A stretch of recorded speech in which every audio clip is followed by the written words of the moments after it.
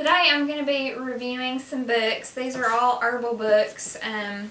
Basically, for those of you who want to help yourselves at home have a healthier lifestyle. It's not necessarily to not go to the doctor, but it's more of a you can help yourself and help prevent certain things. The first book I'm going to review is The Herbal Drugstore. It is by Linda B. White, MD, and Stephen Foster. This book was a pretty easy read. It is kind of on the pricey side. It's $21.99 US dollars. If you start at the very front of it, you can actually flip to the contents and look up what's bothering you. Like if you have breast pain, blisters, bronchitis, basically you can find what's ailing you at the very front. So just for fun, we're going to go to bronchitis on page 127 right fast. Okay, here with the bronchitis, it starts on this page, and here it tells you what doctors normally do, like their normal drug treatment. They do cough suppressants, expectorants, inhaled bronchodilators. So with that, that's what the doctors will do, but you can actually do stuff for yourself at home. It'll start talking about what you can do on down, and under the herbal remedies section you can use licorice, and it tells you exactly how much of a dosage you need and what you need to do to properly intake that. And it has all kinds of other herbs in here. As you can see, you've got garlic, wild cherry, and it also tells you other things you can do to ease your lungs, like steam inhalations, and to make sure that you have lots of liquid intakes. But there is a big blue tab right here that says do not treat this condition at home. What that means is usually bronchitis, it's an infection. So whenever you have an infection, you have to get rid of that in the body. You could take all the herbal supplements all day you want, but you have to actually have antibiotics to get rid of it. So it tells you down here, if you have the following symptoms, you have to go to a doctor, such as breathing difficulties, chest pains, fever of 102 or greater, coughing up blood, symptoms that persist more than 4 weeks, or you just feel terrible. But that's the section there. But as far as the herbal supplements, there's quite a supply list here that you can do, and just things that will help you feel better with this at home. Let's say you'd already been to the doctor. This is just something to help you at home to where you don't suffer with it as bad. If we go back to the index, that was just one of the many ailments here.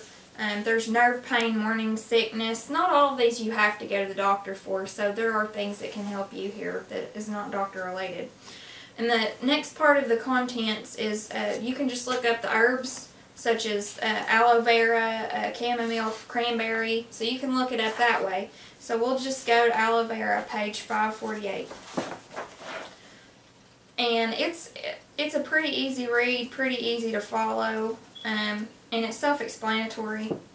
Aloe vera, it tells you what it's also called, which is Cape aloe, and where it's found, which is native to Africa, commercially grown in southern Texas and Mexico.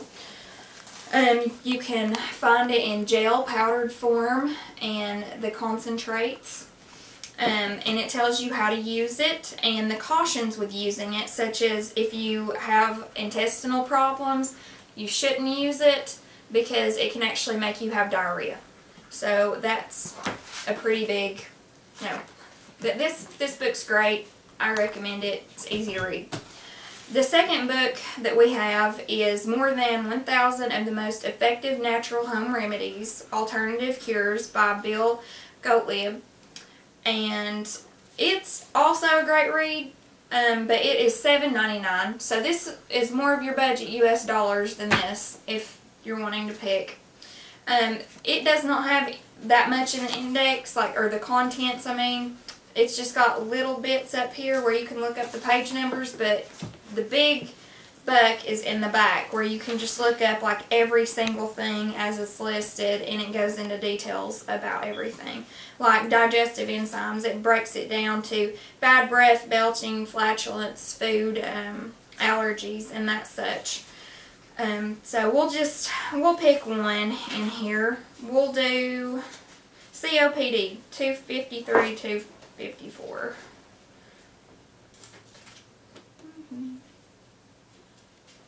Alright, so this is a section, emphysema, chronic bronchitis.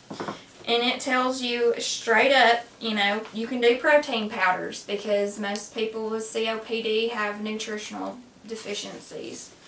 And it goes into green powder, flaxseed, antioxidants, taurine, magnesium.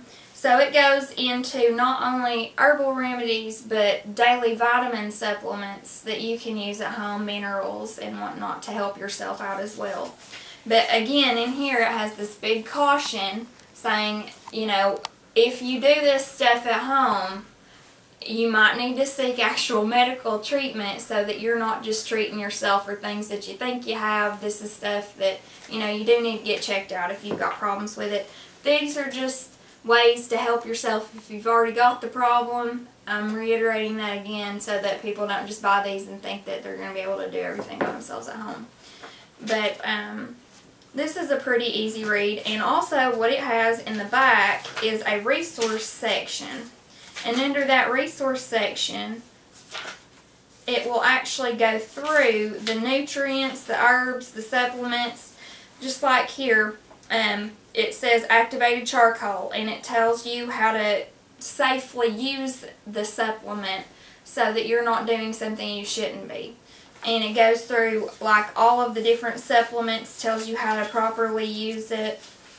And then it goes into the essential oils like peppermint, garlic, ginger, and then the herbal section, which is like the aloe, the black tea, chamomile, stuff like that. And it tells you how to, not only to use it, but things like to caution you, like let's go with oats. Do not use if you have celiac disease, gluten intolerance, because it contains gluten, so therefore you're probably going to get diarrhea, stomach cramps, what have you, if you use that. But it goes through everything that you need to know there. And then it's got referrals and information. That way if you want to look something up on your own, it's got like the college portions in here, and also different stores that you can go to. And it's got all of these wonderful doctors and other experts, panel of experts that have actually said that they believe in this as well. And it goes on for several pages, as you can see. So this is backed by plenty of experts as well as the book before, but I would recommend this one as well.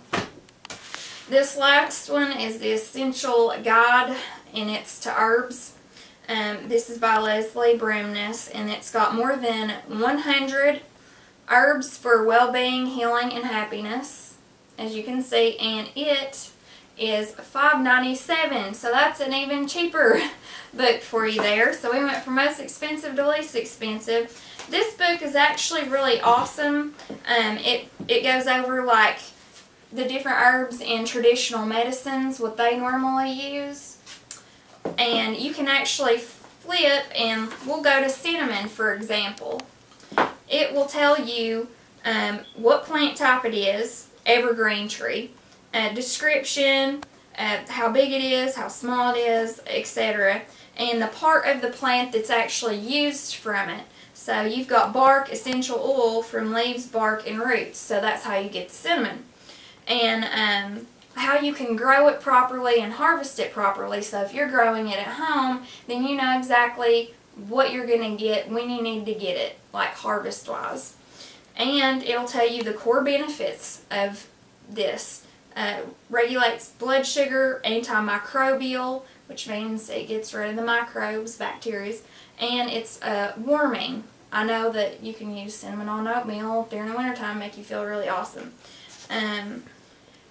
And not only does it do everything for you, and here, as far as preparation-wise, it actually tells you how to properly prepare it. Like if you're going to do a room spray, coffee, what have you, it tells you how to properly use it. That way you will know what and how much you're supposed to use. That way you don't overdo anything. Just like here, you've got lemon, nutmeg, ginseng, and it's just a good read as well. It tells you basically when you need to get stuff harvest-wise. But these are all 3 great reads, and I recommend all of them. And like I said, it's not to say you don't need to go to the doctor, but it's to help you at home. That way you can help yourself. Just like, for example, Earl Grey tea. If you drink it all the time, you're probably not going to get strep throat. It just doesn't happen. So it's just stuff to help you at home to help prevent things. Or if you've already got something, it can help ease the ailments or the side effects of things. So, like I said, I recommend all of these. So, thank you.